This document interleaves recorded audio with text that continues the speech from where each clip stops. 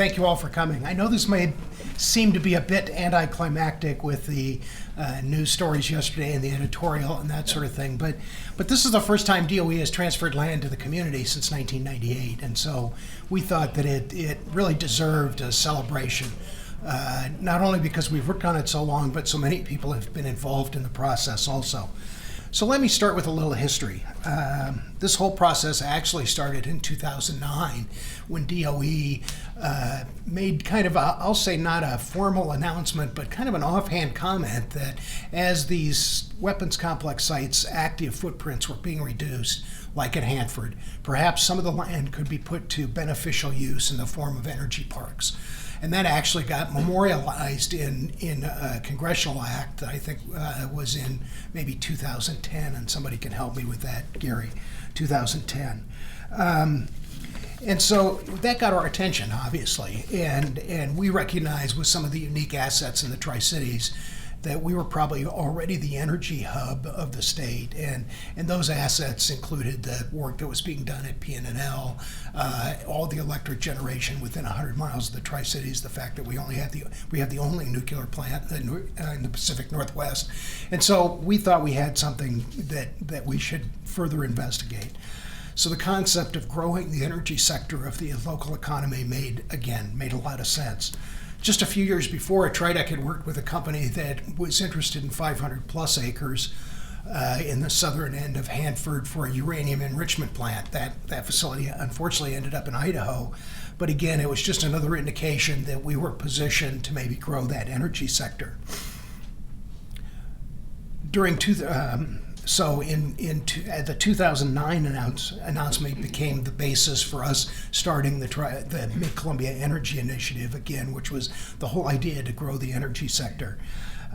During 2011, another company approached us, an offshore renewable energy company that manufactured renewable energy products. They were also interested in roughly 500 acres at the southern end of the Hanford site. So again, kind of reinforced our feeling that this community was positioned to grow that energy sector.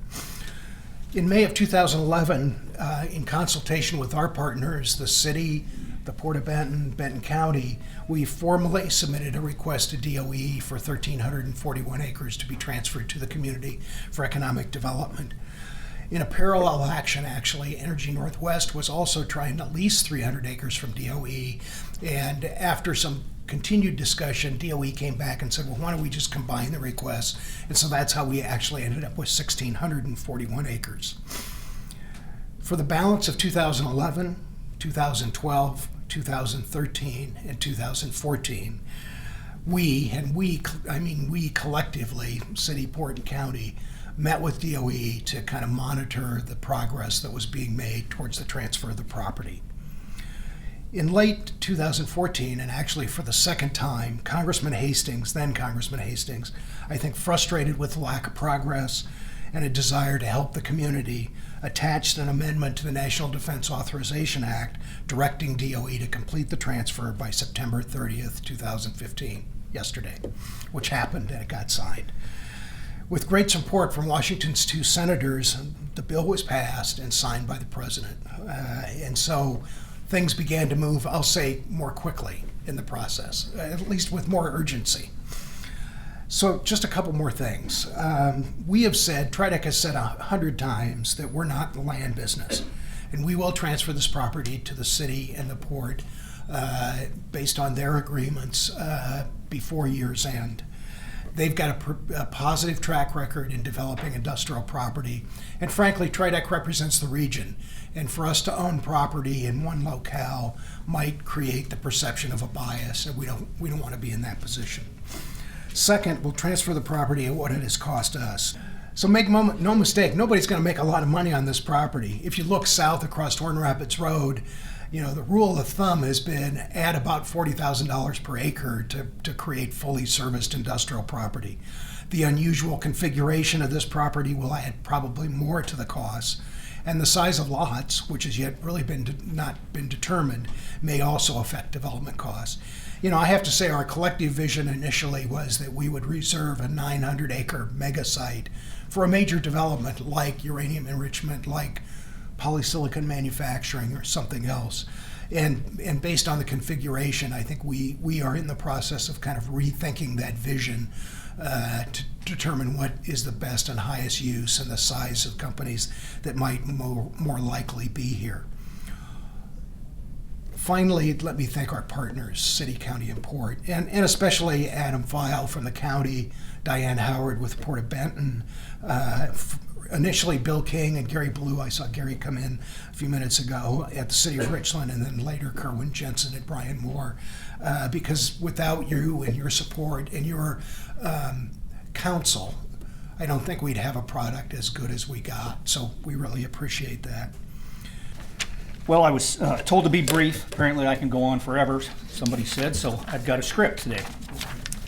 Thank you to TRIDEC, City, Port, and the county staff on their hard work on this project over the past 5 years. And also thank you to DOE for their efforts, particularly with the congressional deadline that really shortened the schedule for getting all of the pieces to fit. One of our themes at the county is exploring ways in which we can continually reimagine, recreate, and reinvent ourselves as a community. In a cooperative regional and global marketplace, you can't sit still. The land transfer is just another way we're staying in motion. The large property and the potential for mega sites will allow us to compete in niche industries for research, manufacturing, and jobs that may be uncommon or unknown to us as we continue to diversify our Tri-City economy.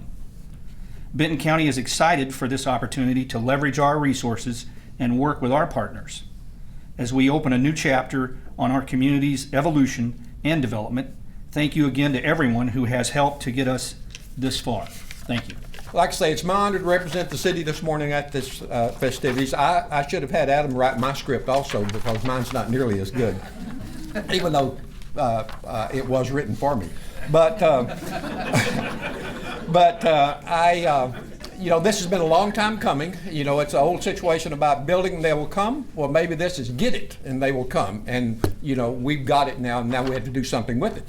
But I want to thank, obviously, there's a proclivity for partnerships here in this area, tri-party agreements and things like that. But this is another extremely important partnership that we're developing between TRIDEC, City of Richland, Port of Benton, and I want to recognize, obviously, all the people that also contributed to this. In addition to those, Department of Energy, as Carl mentioned earlier, National Science Foundation, obviously PNNL, TRIDEC, of course, Port of Benton, and Benton County.